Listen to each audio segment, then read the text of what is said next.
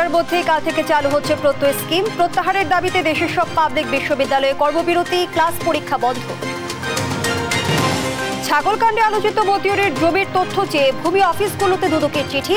বেনজিরের 4 ফ্ল্যাটে প্রবেশের জন্য ম্যাজিস্ট্রেট নিয়োগ। ভারতের সঙ্গে 10 সমঝোতা আওয়ামী লীগের ক্ষমতায় থাকার নজরানা, দাবি ফখরুলের। বিএনপি ব্যর্থ রাজনৈতিক দল, মন্তব্য কাদেরের।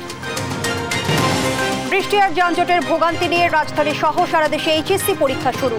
বর্ষাকাল এড়াতে আগামী বছর নেওয়া হবে এপ্রিলে। সংসদে পাশ হল 2024-25 অর্থ বছরের জন্য 7,97,000 কোটি টাকার বাজেট। বহাল থাকলো কালো টাকা সাদা করার সুযোগ। সংবাদ সন্ধ্যায় দেখছিলেন একেএস টিএমটি বা সংবাদ শিরোনাম। সাথে আছি আমি ফারনাজ জুই। সরকারের নতুন পেনশন পদ্ধতি বাতিলের দাবিতে সোমবার থেকে কার্যত অচল হয়ে পড়ছে দেশের পাবলিক বিশ্ববিদ্যালয়গুলো। কাল থেকে স্বশাসিত, স্বায়ত্তশাসিত ও রাষ্ট্রায়ত্ত সংস্থার চাকরিতে যারা যোগ দেবেন তারা বিদ্যমান ব্যবস্থার মতো অবসরোত্তর পেনশন সুবিধা পাচ্ছেন না। তাদের জন্য চালু হচ্ছে প্রত্যয় স্কিম, যা নিয়ে ক্ষুব্ধ বিশ্ববিদ্যালয়ের শিক্ষকরা। এই সিদ্ধান্ত প্রত্যাহারের দাবিতে কাল থেকে তারা অনির্দিষ্টকালের জন্য ক্লাস পরীক্ষা বন্ধের ঘোষণা দিয়েছেন। কাজী শাহেদের প্রতিবেদন। সর্বজনীন পেনশনের প্রত্যয় স্কিমকে বৈষম্যমূলক আখ্যা দিয়ে এটি প্রত্যাহারের দাবিতে রোববার পূর্ণ দিবস কর্মবিরতি পালন করেছেন দেশের সব সরকারি বিশ্ববিদ্যালয়ের শিক্ষকরা। পাশাপাশি কর্মকর্তা কর্মচারীরাও কর্মবিরতি পালন করেছেন। শিক্ষক ও কর্মকর্তা কর্মচারীদের কর্মবিরতিতে কার্যত অচল হয়ে পড়েছে দেশের বিশ্ববিদ্যালয়গুলো। দাবি আদায়ে সোমবার থেকে অনির্দিষ্টকালের জন্য সর্বাত্মক কর্মবিরতিতে যাচ্ছেন দেশের সব বিশ্ববিদ্যালয়ের শিক্ষকরা। আমরা এই 3 মাসে ধরেন বিবৃতি, প্রতীকী মানববন্ধন, 1 ঘন্টা 2 ঘন্টার ক্লাস বিরতি, কর্মবিরতি সহ স্মারকলিপি প্রদান, এ ধরনের আমরা নিয়মতান্ত্রিক কর্মসূচির মধ্যে দিয়ে সরকারের দৃষ্টি আকর্ষণ করার জন্য চেষ্টা করে গেছি। কিন্তু দুঃখজনক হলেও সত্য যে আজকে পর্যন্ত আমাদের সাথে অফিসিয়ালি কোনো পক্ষ যোগাযোগ করে নাই। ফলে এখন শিক্ষক সমিতি সমূহ এবং বাংলাদেশ বিশ্ববিদ্যালয় শিক্ষক সমিতি ফেডারেশন সকলে একমত হয়ে কালকে থেকে সর্বাত্মক কর্মবিরতিতে যাচ্ছেন। অবসরোত্তর পেনশন সুবিধা নিয়ে সরকারের নতুন সিদ্ধান্তে ক্ষুব্ধ দেশের পাবলিক বিশ্ববিদ্যালয়ের শিক্ষকরা। অর্থ মন্ত্রণালয়ের প্রজ্ঞাপন জারির পর থেকেই আন্দোলনে নেমেছেন তারা। সোমবার থেকে দেশের সব সরকারি বিশ্ববিদ্যালয়ে ক্লাস ও পরীক্ষা বন্ধের ঘোষণা দিয়েছেন। আমার তো ওখানে অন্তর্ভুক্ত হওয়ার কথা, কোথা থেকে হঠাৎ করে আসলো এটা অবশ্যই একটা ষড়যন্ত্রমূলক আমার কাছে মনে হয়েছে। কারণ ষড়যন্ত্রকারীরা থেমে নাই, ওরা ষড়যন্ত্র করতে থাকবে এবং এটা অবশ্যই আমাদের বিশ্ববিদ্যালয়ের শিক্ষকদের উপর আঘাত এবং এটা জাতির মেরুদণ্ডের উপর আঘাত।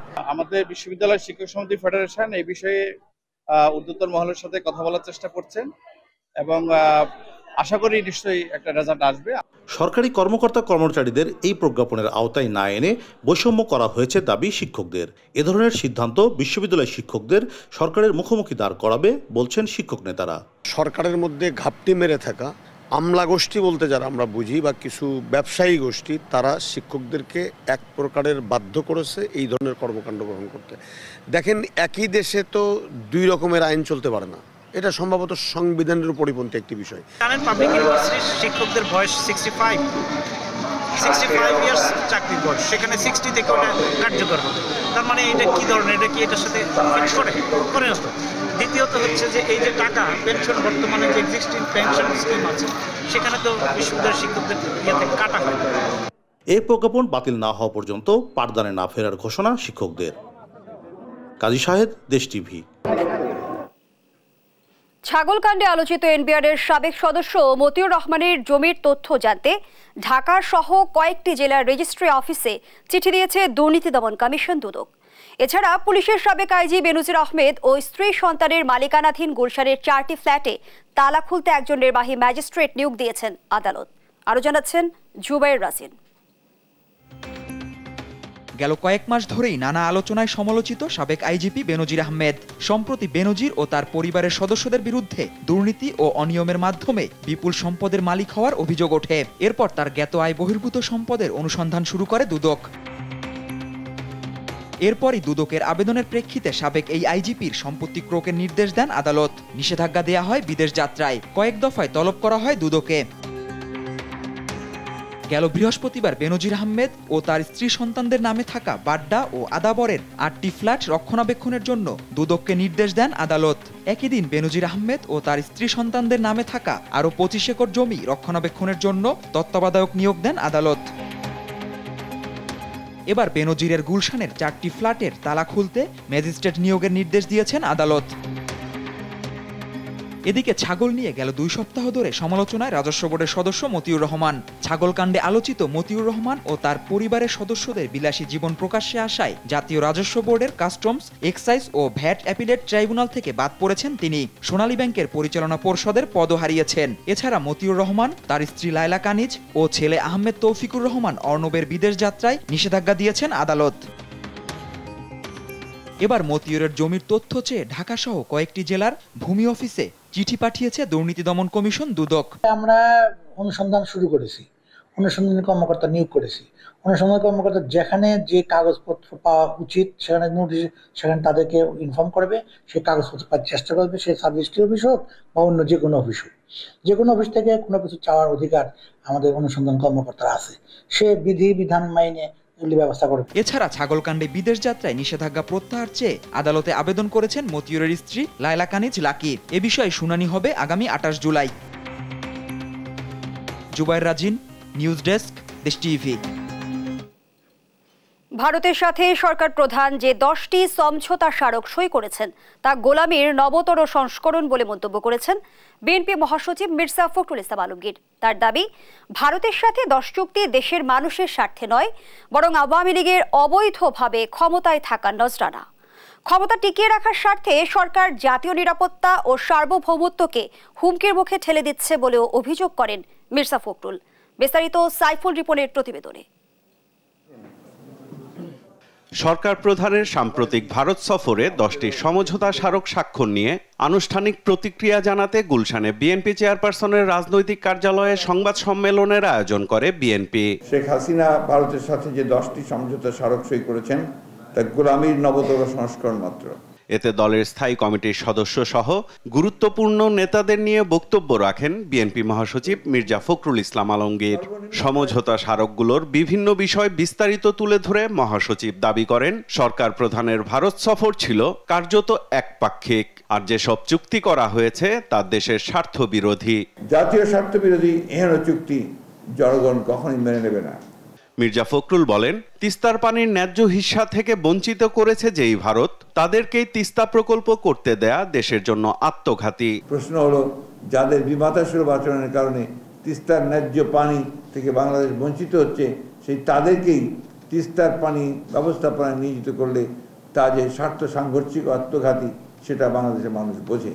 দেশের ভূমি ব্যবহার করে ভারতকে ট্রেন চলাচলের সুযোগ করে দিলে বাংলাদেশের নিরাপত্তা ও প্রতিরক্ষা হুমকির মধ্যে পড়ার শঙ্কা করেন বিএনপি মহাসচিব। পরীক্ষামূলকভাবে আগামী মাসেই বাংলাদেশ দিয়ে ভারতের রেল চলবে। পরীক্ষামূলক ফারাক্কাবাদ চালুর কথা মনে পড়ে গেল। ভারত সেই যে পরীক্ষামূলক ফারাক্কাবাদ চালু করেছিল তাতে বাংলাদেশ আজও কষ্ট ভোগ করছে। বাংলাদেশের স্বার্থ সুনিশ্চিত না করে ভারতকে রেল করিডোরের সুবিধা প্রদান, বস্তুত ইতিপূর্বে রেল, স্থল, নৌ করিডোর ও সামগ্রিক বন্দর ব্যবহারের চেয়ে আরো বিপজ্জনক আত্মসমর্পণ। ভারত শুধু দেশের রাজনৈতিক বিষয়েই নয়, সরকারি, প্রশাসনিক ও অর্থনৈতিক প্রকল্প সহ সব ক্ষেত্রে নানা কর্মকাণ্ড চালালে সার্বভৌমত্ব হুমকির মুখে পড়বে বলেও মন্তব্য করেন মির্জা ফখরুল। সামরিক সহযোগিতার নামে জাতীয় নিরাপত্তাকে হুমকির মুখে ঠেলে দেওয়া হয়েছে।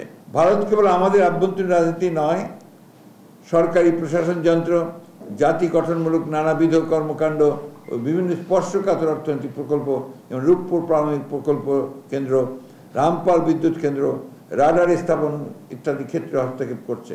এক্ষেত্রে আমাদের প্রতিরক্ষা ব্যবস্থাও ভারতীয় হস্তক্ষেপের সুযোগ সৃষ্টি হলে আমাদের সার্বভৌমত্ব মারাত্মক হুমকির মুখে পড়বে।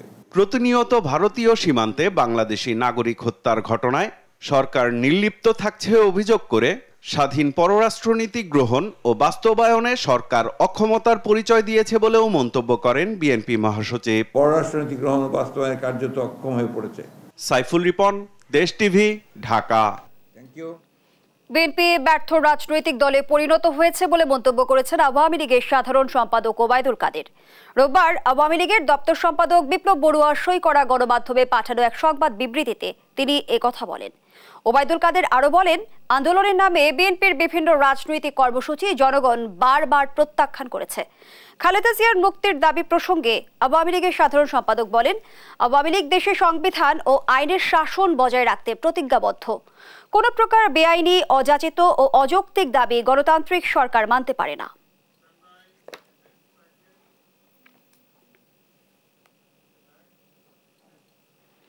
দিনভর তীব্র যানজটে স্থবির রাজধানী। রাস্তায় গাড়ির চাপে থেমে যায় রাজধানীর ফ্লাইওভার, ব্রিজ সহ অলিগলি। বাস না পেয়ে ভোগান্তিতে সাধারণ যাত্রীরা। সপ্তাহের প্রথম দিনে সঙ্গে এইচএসসি পরীক্ষার প্রথম দিনে সকাল থেকেই চাপ বাড়ে যানবাহনের। বিস্তারিত হাসান মাহমুদের প্রতিবেদনে। তীব্র যানজটে থেমে আছে গাড়ির চাকা। এটি রাজধানীর মগবাজার মালিবাগ ফ্লাইওভারের চিত্র।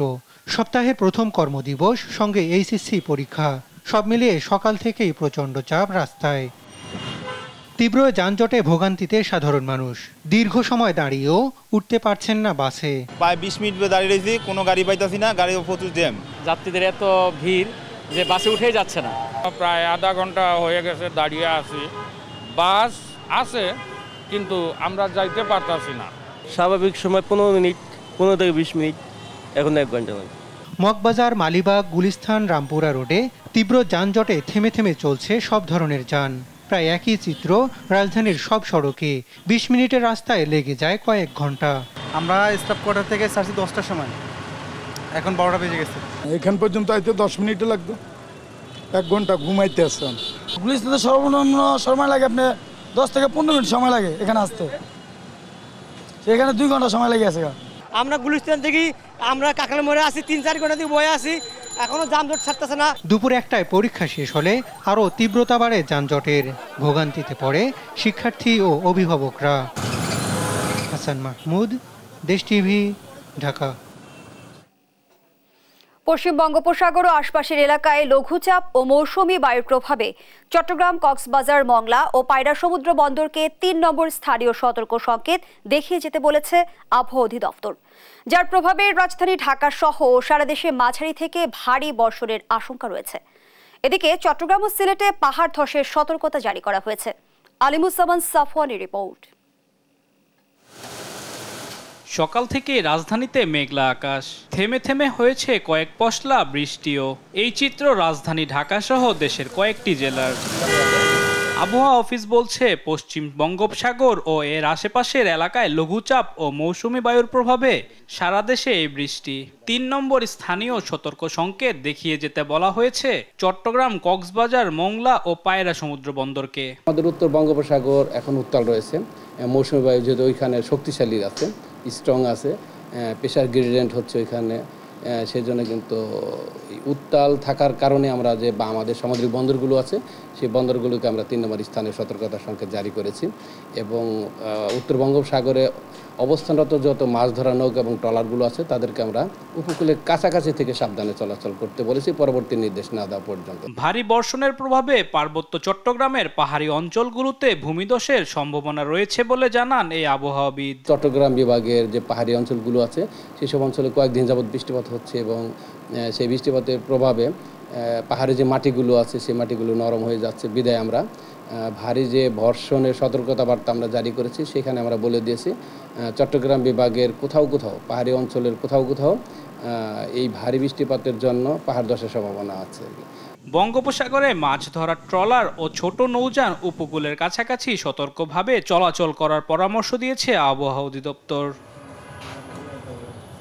আলিমুজ্জামান সাফওয়ান, দেশ টিভি, ঢাকা। বৃষ্টি আর যানজটের দুর্ভোগের মধ্য দিয়ে শেষ হয়েছে এইচএসসি ও সমমান পরীক্ষা 2024। সকাল 10টায় শুরু হয়ে শেষ হয় বেলা 1টায়। এবছর 9টি সাধারণ শিক্ষা বোর্ড, মাদ্রাসা ও কারিগরি বোর্ডের অধীনে মোট 14,51,790 জন পরীক্ষার্থী অংশ নিয়েছে।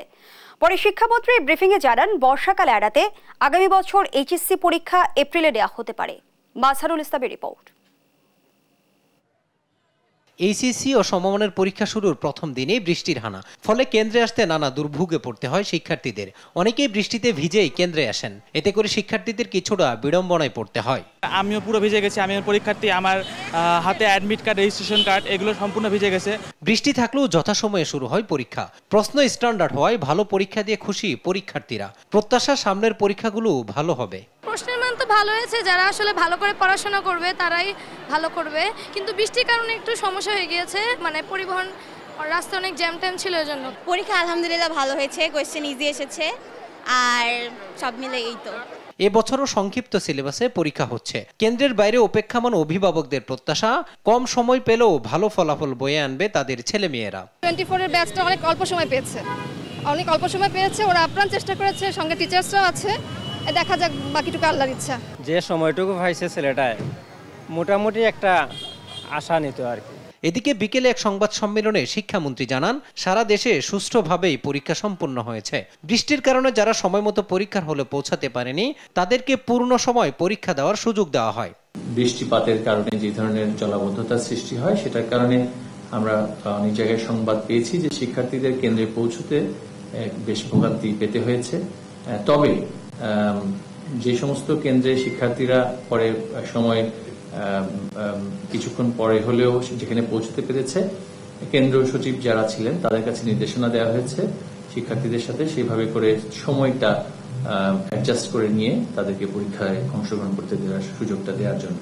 আর বর্ষাকালের কথা মাথায় রেখে সামনের বছর থেকে এপ্রিলে পরীক্ষা নেওয়ার কথা জানান শিক্ষামন্ত্রী।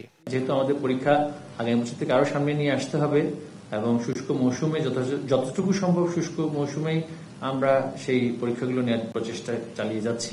আশা করছি যে এপ্রিলেই পরীক্ষা নেওয়া সম্ভব হবে। 30 জুন শুরু হওয়া লিখিত পরীক্ষা শেষ হবে আগামী 11 আগস্ট। মাজহারুল ইসলাম, দেশ টিভি, ঢাকা। টানা বৃষ্টিতে চট্টগ্রামে তৈরি হয়েছে বড় জলাবদ্ধতা। নগরীর চকবাজার বাকলিয়া সহ কিছু নিম্নাঞ্চলের সড়কে পানি উঠে যাওয়ায় ব্যাহত হয় যান চলাচল। এতে সবচেয়ে ভোগান্তি পোহাতে হয়েছে এইচএসসি পরীক্ষার্থী এবং অফিসগামীদের। এদিকে বর্ষায় নগরীর পাহাড়গুলোতে মাটি নরম হয়ে ধসের আশঙ্কা রয়েছে। সহকর্মী একেএম নাসিমের প্রতিবেদন জানাচ্ছেন টুম্পা আফরোজ। অতিবৃষ্টিতে জলাবদ্ধতা সৃষ্টি হয়েছে চট্টগ্রাম শহর জুড়ে। সকালে নগরীর চকবাজার বাকুলিয়া সহ কিছু নিম্নাঞ্চলের সড়কে পানি উঠে যাওয়ায় ব্যাহত হয়েছে যান চলাচল। রোববার অফিস আদালত খোলা থাকায় সকালে বৃষ্টির মধ্যেই কাজে বের হন কর্মজীবীরা। জলাবদ্ধতায় তাদের ভোগান্তি ছিল চরমে। এছাড়া খেটে খাওয়া ও নিম্ন আয়ের মানুষেরও পড়তে হয়েছে দুর্ভোগে। গাড়ি ঘোড়া চালাতে পারে না, অনেক সমস্যা হয়, অনেক অসুবিধা হয়। আমাদের এখানে কোমর পর্যন্ত পানি উঠে, ময়লা আবর্জনার কারণে, ড্রেন অপরিষ্কারের কারণে আমাদের দেখেন বসবাস করতে কষ্ট হয়ে যাচ্ছে। দোকানপাটে পানি উঠে যাচ্ছে, ঠিক আছে, ময়লা আবর্জনা। সবচেয়ে বেশি ভোগান্তি ছিল এইচএসসি পরীক্ষার্থী ও অভিভাবকদের। টানা বৃষ্টি আর জলাবদ্ধতায় সীমাহীন কষ্টে কেন্দ্রে আসতে হয় তাদের। একটু সমস্যা ছিল, সকাল থেকে টানা বৃষ্টি হচ্ছিল, গাড়ি পাওয়া যাচ্ছিল না, প্রচুর পানি। কাতালগঞ্জের রোডে পানি, 3টা রোড পুরো ব্লক। আমরা অনেক কষ্ট করে ভিজে তারপর পরীক্ষা দিতে হলে ঢুকছি। আর আমার বাসা আমার কেন্দ্র থেকে অনেক দূরে ছিল, যে কারণে আমি আসতে অবশ্যই একটু ভোগান্তিতে পড়েছি, বৃষ্টিপাত এবং গাড়ির সমস্যা। তবে দ্রুত পানি নেমে যাওয়ায় জলাবদ্ধতা বেশিক্ষণ স্থায়ী হয়নি। অন্যদিকে বর্ষায় নগরীতে পাহাড়গুলোতে মাটি নরম হয়ে ধসের সম্ভাবনা দেখা দিয়েছে। চট্টগ্রাম পতেঙ্গা আবহাওয়া দপ্তর জানায়, রোববার সকাল 6টা থেকে দুপুর 12টা পর্যন্ত 55 মিলিমিটার বৃষ্টিপাত রেকর্ড করা হয়। মৌসুমী বায়ু সক্রিয় থাকায় আগামী কয়েকদিন চট্টগ্রামে আবারও বৃষ্টিপাতের সম্ভাবনা রয়েছে বলে জানায় আবহাওয়া অফিস। নিউজ ডেস্ক, দেশ টিভি। নির্দিষ্টকরণ বিল পাশের মধ্য দিয়ে সংসদে পাশ হলো 2024-25 অর্থ বছরের জন্য 7,97,000 কোটি টাকার বাজেট। এর আগে বিভিন্ন মন্ত্রণালয়ের বিভাগ বাবদ অর্থ মঞ্জুরি দেওয়া হয়। ছাঁটাই প্রস্তাবের জবাবে আইনমন্ত্রী জানান, দেশে মামলা নিষ্পত্তির জন্য বিচারক অপ্রতুল। আর শিক্ষামন্ত্রী জানান, জাতীয় বিশ্ববিদ্যালয়ের অধিভুক্ত কলেজগুলোতে সংসদ সদস্যদের গভর্নিং বডির সভাপতি হওয়ার জন্য আপিল বিভাগে যাবে সরকার। এরপরই পাশ হয় নির্দিষ্টকরণ বিল। জয় যাদবের রিপোর্ট। সদস্যবৃন্দ, টেকসই উন্নয়নের পরিক্রমায় স্মার্ট বাংলাদেশের স্বপ্নযাত্রা শিরোনামে গেল ৬ জুন প্রধানমন্ত্রী শেখ হাসিনার পঞ্চম সরকারের বাজেট পেশ করেন অর্থমন্ত্রী আবুল হাসান মাহমুদ আলী। প্রস্তাবিত বাজেটের উপর ১১ দিন ধরে আলোচনা করেন সংসদ সদস্যরা। প্রস্তাব করছি যে রোববার সকালে অধিবেশনের শুরুতেই বিভিন্ন মন্ত্রণালয় ও বিভাগের জন্য ৫৯টি মঞ্জুরি দাবি করেন মন্ত্রীরা। এসব দাবির যৌক্তিকতা নিয়ে ৬ জন সংসদ সদস্য মোট ২৫১টি ছাঁটাই প্রস্তাব আনেন। এর মধ্যে আইন, শিক্ষা ও সমাজ কল্যাণ মন্ত্রণালয় খাতে ছাঁটাই প্রস্তাবের উপর আলোচনা হয়। আইনের শাসন প্রতিষ্ঠার জন্য, দুঃখ দূর করার জন্য। আইনমন্ত্রী জানান ২০০৮ সালে যেখানে মামলা জট ছিল ৩৫ লাখের মতো, সেটি বর্তমানে ৪১ লাখেরও বেশি। সরকার এই মামলা জট কমাতে নানাভাবে কাজ করছে। যতগুলি মামলা আছে তার নিষ্পত্তি করার জন্য যেই বিচার বিভাগের বিজ্ঞ বিচারক আছেন সেটা আপনার অপ্রতুল, কিন্তু এর সাথে কম্পেয়ার করতে হবে কি ছিল কি হয়েছে। ২০০৯ সালে মাননীয় প্রধানমন্ত্রী জননেত্রী শেখ হাসিনা যখন সরকারে আসলেন তখন এই জুডিশিয়ারির স্ট্রেংথ ছিল 800 জাজেস। আজকে সেই জুডিশিয়ারির স্ট্রেংথ হচ্ছে প্রায় ২০০০। ছাঁটাই প্রস্তাবের আলোচনায় শিক্ষামন্ত্রী বলেন, এনটিআরসি এর মাধ্যমে গেল ৬ মাসে ৯৯,০০০ শিক্ষক নিয়োগ দেওয়া হয়েছে। জাতীয় বিশ্ববিদ্যালয় থেকে সেখানে গভর্নিং বডিতে সরাসরি সংসদ সদস্যদেরকে সভাপতি করা হচ্ছে না। আমরা আপিলের ডিভিশনে সেটি আপিল করার জন্য ইতিমধ্যেই ব্যবস্থা নিয়েছি। আলোচনা শেষে সকল ছাঁটাই প্রস্তাব কণ্ঠভোটে নাকচ হয়ে যায়। যারা এই প্রস্তাবের পক্ষে আছেন তারা হ্যাঁ বলুন, যারা এই প্রস্তাবের বিপক্ষে আছেন তারা না বলুন। এরপর নির্দিষ্টকরণ বিল উত্থাপন করেন অর্থমন্ত্রী। পরে কণ্ঠভোটে এটি পাশ হয়। হ্যাঁ জয়যুক্ত হয়েছে, হ্যাঁ জয়যুক্ত হয়েছে, হ্যাঁ জয়যুক্ত হয়েছে। অতএব নির্দিষ্টকরণ বিল ২০২৪ সংসদে সর্বসম্মতিক্রমে পাশ হলো। এর মধ্য দিয়ে পাশ হয় ২০২৪-২৫ অর্থ বছরের জন্য ৭,৯৭,০০০ কোটি টাকার বাজেট, যা ১ জুলাই থেকে কার্যকর হবে। জয় বাংলা। জয় যাদব, দেশ টিভি, ঢাকা। দেখছেন সংবাদ সন্ধ্যা। কথা বললেও দিতে হবে ট্যাক্স। মোবাইলে ১০০ টাকা রিচার্জ করলে কেটে নেওয়া হচ্ছে প্রায় ৩১ টাকা। নতুন অর্থ বছরে ইন্টারনেট প্যাকেজেও একই দশা। দ্রব্যমূল্যের চড়া বাজারে এ যেন মরার উপর খাড়ার ঘা। এ ধরনের কর চাপিয়ে দেয় গ্রাহকরা ক্ষতিগ্রস্ত হচ্ছেন বলে মন্তব্য করেন টেলিকম বিশেষজ্ঞরা। জান্নাতুল মোহনার রিপোর্টে বিস্তারিত। আমরা আগে মনে করেন যে ৩০ টাকা, ২০ টাকা, ২৫ টাকা ঢুকাইলে দেওয়া যায়, অনেকক্ষণ কথা করতে পারতাম। আর এখন দেওয়া যায় যে ৫০ টাকা ঢুকাইলেও অল্প কত কথাগুলি কয়েকটি শেষ। হ্যাঁ, কারণটা কি? ভোলার জেলে থেকে অফিসগামী সহ সর্বস্তরের মানুষই এখন এমন সমস্যার সম্মুখীন। ২০৪১ সালের মধ্যে স্মার্ট বাংলাদেশ গড়তে প্রয়োজন তৃণমূল মানুষের দুয়ার পর্যন্ত ইন্টারনেট সেবা পৌঁছে দেয়া। অথচ সাধ্যের মধ্যে মোবাইলে কথা বলা কিংবা ইন্টারনেট ব্যবহারের সুবিধা দেওয়ার প্রয়োজন হলেও বেড়েই চলেছে মোবাইল কল রেট, ইন্টারনেট আর সিমের দাম। দ্রব্যমূল্যের চড়া বাজারে এ যেন মরার উপর খাড়ার ঘা। ফোনের কল রেট যদি সহনীয় পর্যায়ে থাকে তাহলে আমাদেরও খরচ কম হয়। মোবাইলে টাকা ভরার সাথে সাথেই টাকা শেষ হয়ে যায়। যারা সাধারণ পাবলিক ১০,০০০, ১৫,০০০ টাকা যারা বেতন পায় তাদের আসলে মোবাইল ইউজ করাই উচিত না। এখন যে নেটের অবস্থা, ৫০০ টাকার নিচে তো আসলে মাসিক কোনো প্যাক নাই। আছে কথা বলা সংক্ষিপ্ত করে দিয়েছি বলতে হয়। যে জিনিসটা আমি স্মার্টলি ইউজ করবো সেটার মধ্যে যদি কর আরোপ করে, আমার স্মার্ট বাংলাদেশে তো আসলে মুখ্য বিষয় তখন দাঁড়া দেবে না। আমরা তো ডে বাই ডে চিন্তা করি যে আমরা আরও কম খরচে ইন্টারনেট বা টক টাইম ইউজ করতে পারি, কিন্তু ডে বাই ডে এগুলো বেড়ে যাচ্ছে। ২০২৪-২৫ অর্থ বছরের প্রস্তাবিত জাতীয় বাজেটে মোবাইল ফোনের কল রেটে এবং নেট রেটের উপর সম্পূরক শুল্ক ৫% বাড়ানো হয়েছে। আগে ১৫% ভ্যাট এবং ১৫% সম্পূরক শুল্ক দিতে হতো গ্রাহকদের। এর সঙ্গে ভোক্তাদের ১% সারচার্জও দিতে হচ্ছে। প্রস্তাবিত বাজেট ঘোষণার পরপরই নতুন এ শুল্ক হার কার্যকর করে মোবাইল ফোন অপারেটরগুলো। আগে ১০০ টাকা রিচার্জে কাটত ২৭ টাকা, কিন্তু নতুন অর্থ বছরে ১০০ টাকা রিচার্জে কাটা হচ্ছে ৩০.৬৫ টাকা। আর 100 টাকার ইন্টারনেট প্যাকেজের পূর্ব শুল্ক ছিল 27 টাকা। এখন সে প্যাকেজের শুল্ক 30.65 টাকা। আগে গ্রাহক 100 টাকায় 73 টাকার ইন্টারনেট ব্যবহার করত, এখন 69 টাকা 35 পয়সার ইন্টারনেট ব্যবহার করেন। এই খাতে কর চাপিয়ে গ্রাহকদের ক্ষতিগ্রস্ত করা হচ্ছে বলে দাবি করেন টেলিকম বিশেষজ্ঞরা। অপারেটরদের উপর এরকম ট্যাক্সের বার্ডেন যদি যায়, সেটা তো ইনডাইরেক্ট ট্যাক্স অলওয়েজ গ্রাহকের কাছে চলে যায়, তাহলে এটা তো আলটিমেটলি জনগণের সেবা হচ্ছে না, তাই না? জনগণকে আরও বেশি চাপের মুখে রাখা হচ্ছে এবং তাদের আর্থিক ক্ষমতার বাইরে এই সেবাটা চলে যাচ্ছে। বর্তমানে মোবাইল ফোনে ইন্টারনেট ব্যবহার করেন প্রায় 13 কোটি মানুষ, যা মোট জনগোষ্ঠীর 2/3। তবে আর্থিক অসচ্ছলতার কারণে ইন্টারনেট ব্যবহার তো দূরের কথা, স্মার্টফোন ব্যবহারে অক্ষম সে সংখ্যাও কম নন। জান্নাতুল মোহনা, দেশ টিভি, ঢাকা। মালয়েশিয়ায় কর্মী পাঠানোর নামে অনিয়ম দুর্নীতির বিরুদ্ধে কি ব্যবস্থা গ্রহণ হলো আগামী 7 দিনের মধ্যে জানানোর নির্দেশ দিয়েছেন হাইকোর্ট। 1 সপ্তাহের মধ্যে কোনো সদুত্তর না পেলে কমিটিকে ব্যবস্থা গ্রহণের নির্দেশ আদালতের। রোববার এ বিষয়ে করা রিট আবেদনের প্রাথমিক শুনানি শেষে বিচারপতি মোস্তফা জামান ইসলাম ও বিচারপতি SM মাসুদ হাসান দোলনের সমন্বয়ে গঠিত হাইকোর্টের দ্বৈত বেঞ্চ এ আদেশ দেন। এর আগে মালয়েশিয়া সরকারের বেঁধে দেয়া সময়ে টিকিট না পাওয়ায় দেশটিতে 16,970 কর্মী যেতে পারেননি। কর্মীদের এ না যাওয়ার কারণ খুঁজে বের করতে প্রবাসী কল্যাণ মন্ত্রণালয় 6 সদস্য বিশিষ্ট একটি কমিটি গঠন করেছে। তো মহামান্য কোর্ট যেটা আজকে মৌখিকভাবে নির্দেশ দিয়েছে লার্নের ডেপুটি অ্যাটর্নি জেনারেলকে, যে আগামী 1 সপ্তাহের মধ্যে সরকার কি ধরনের ব্যবস্থা নিয়েছেন এবং যদি কোনো ব্যবস্থা নিয়ে থাকেন তাহলে 1 সপ্তাহের মধ্যে কোর্টকে জানাতে। যদি ওনারা না জানান তাহলে মহামান্য কোর্ট নিজে আমরা যে প্রেয়ারটা চেয়েছিলাম হয়তো সেটা অ্যাকসেপ্ট করে একটা কমিটি গঠন করে দিবেন। দেখছেন সংবাদ সন্ধ্যা। ফ্রান্সে শুরু হয়েছে জাতীয় নির্বাচনের ভোট গ্রহণের প্রথম পর্ব।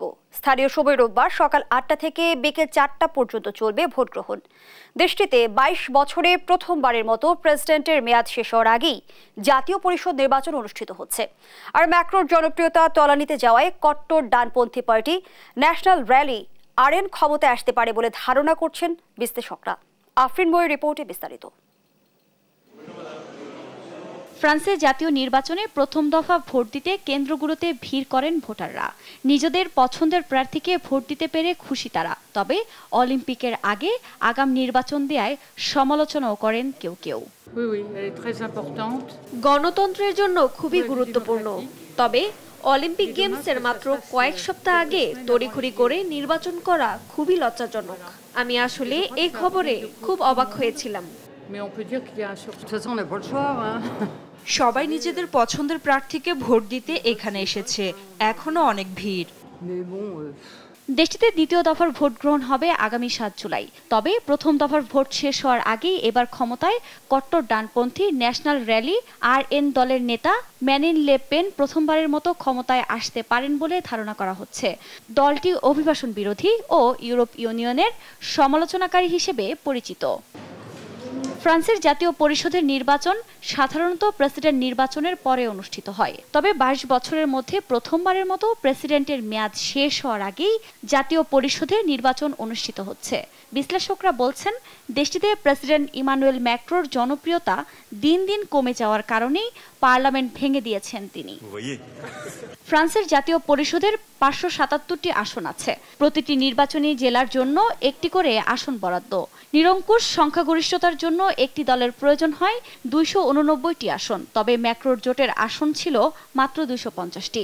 ফলে আইন পাশের জন্য তার বিরোধী দলের সমর্থনের উপর নির্ভর করতে হতো। এদিকে 577টি আসনের যে কোনো একটিতে নির্বাচিত হতে হলে 2টি শর্ত পূরণ করতে হবে।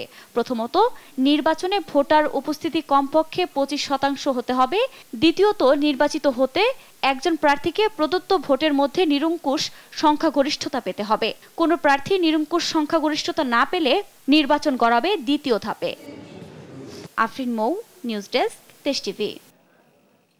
দেখছেন সংবাদ সন্ধ্যা।